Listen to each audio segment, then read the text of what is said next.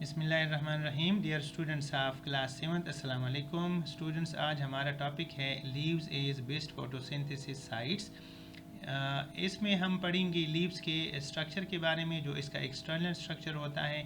दूसरा पढ़ेंगे उसके इंटरनल स्ट्रक्चर के बारे में, और उसके बाद जो आपकी बुक का टॉपिक है उसको डिटेल के साथ हम डिस्कस भी करेंगे और रीडिंग भी करेंगे। तो इस वीडियो का जो मेन पर्पज़ है वो रीडिंग ऑफ दी बुक है। सबसे पहले हम देखते हैं इसका स्ट्रक्चर। तो इसमें सबसे पहला जो इसका पोर्शन है वो इसको कहते हैं मार्जिन कहते हैं। मार्जिन इसकी बाउंड्री लाइन को कहा जाता है, जो इसकी पूरी बाउंड्री लाइन होती है।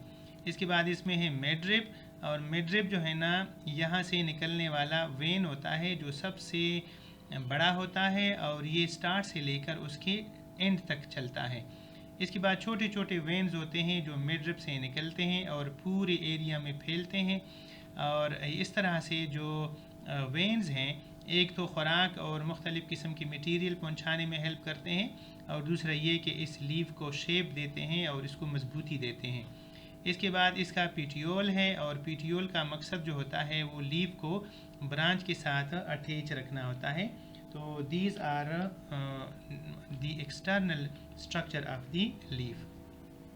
इसके बाद हम देखते हैं उसका internal structure of the leaf. तो यहाँ पर आपको नज़र आ रहा है कि हमने लीफ को काटा है, और इसका छोटा सा हिस्सा जो है ना, इसको लेकर हमने माइक्रोस्कोप के नीचे रखा हुआ है। तो माइक्रोस्कोप की मदद से ये हमें कैसे नज़र आता है, अब हम एक एक करके आपको समझाते हैं। सबसे पहले आपको यहाँ नज़र आएगा क्यूटिकल जो है, ये इसका सबसे अपर सरफेस पे बना हुआ एक वैक्सी मतलब लेयर होती है, और इसका मकसद होता है पानी को रोकना। इसका मतलब है कि पानी आसानी के साथ लूज़ ना हो जाए और पत्ते जो है ना खुश्क ना हो जाए।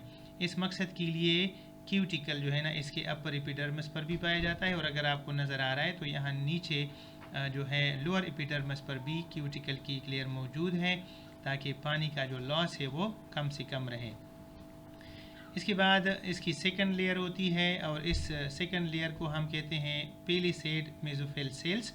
इसका नाम है मेसोफिल सेल्स। ये बड़े लंबे और बड़े बड़े सेल्स होते हैं जो कि एपिडर्मिस के लोअर साइड पर पाए जाते हैं। ये जो आपको लेयर नज़र आ रही है, इसका नाम है अपर एपिडर्मिस। इसके बाद यहाँ पर आपको नज़र आ रहे एयर स्पेस। ये एयर स्पेसेस जो है ना, वो खाली जगह होती हैं और एक्सचेंज ऑफ केसेस के लिए इस्तेमाल होती हैं। फिर आपको यहाँ पर मिड में नज़र आ रहा है जिसको हम कहते हैं वेस्कुलर बंडल, और वेस्कुलर बंडल के दो पार्ट्स होते हैं। एक इसका होता है फ्लोएम जो है उसका मकसद होता है खुराक पहुँचाना। दूसरा जो इसका पार्ट होता है उसको कहा जाता है जाइलम, और जाइलम का जो काम होता है वो पानी पहुंचाना होता है। इसी तरह यहाँ आपको नज़र आ रहे हैं स्टोमेटा। ये जो सुराख आपको नज़र आ रहा है इसको कहा जाता है स्टोमेटा। और फिर यहाँ आपको दो सेल्स नज़र आ रहे हैं, इन दो सेल्स को कहते हैं गार्ड सेल्स। इसी तरह ये स्टोमेटल पोर कहलाता है, और स्टोमेटल पोर जो होता है वो दिन को खुला रहता है, जबकि रात को ये बंद रहता है। इसके बाद फिर आपको ये लेयर नज़र आ रही है, और इस लेयर को कहा जाता है लोअर एपिडर्मिस। सिमिलरली यहाँ आपको सेल्स जो नज़र आ रहे हैं इसको कहा जाता है स्पॉन्जी मेसोफिल सेल्स। ये स्पॉन्जी होते हैं। नेक्स्ट हम अभी जा रहे हैं अपने टॉपिक की तरफ, और हमारा जो टॉपिक है वो है रीडिंग के लिए। तो रीडिंग जो है हम क्यों करते हैं, ताकि आपको अच्छी तरह से चीज़ें समझ आ सकें। बच्चों, आपने अभी तवज्जो के साथ इसको पढ़ना है, मेरे साथ साथ आपने पढ़ना है। Topic number 1.8, leaves is best photosynthesis sites. Leave structure is best suited for the process of photosynthesis due to the following adaptations. Adaptation किसे कहते हैं? लीफ जो है ना मुख्तलिफ शेप के होते हैं। आपने देखा होगा कि कुछ लीफ ऐसे होते हैं जो कि मतलब कि चिपटे होते हैं, छोड़े होते हैं, और उनका एरिया जो है ना काफ़ी बड़ा होता है। लेकिन कुछ लीव्स ऐसी भी होते हैं जो बिल्कुल नीडल की तरह होते हैं। तो नीडल लाइक लीफ का अपना एक फंक्शन होता है, और उनका एक मकसद होता है, उनके फ़वाइद होते हैं, और जो चिपटा होता है उसका अपना फ़ायदा होता है। तो इन्वायरमेंट के मुताबिक जो प्लांट्स हैं किसी के नीडल लाइक लीव्स होते हैं और किसी के जो है ना वो फ्लैट स्ट्रक्चर्स होते हैं। Number 1, broad and flat shape to help absorption of sunlight and carbon dioxide. Leave जो है ना आमतौर पर ब्रॉड शेप के होते हैं ताकि सनलाइट को और कार्बन डाइऑक्साइड गैस को अच्छी तरह से एब्जॉर्ब कर सके।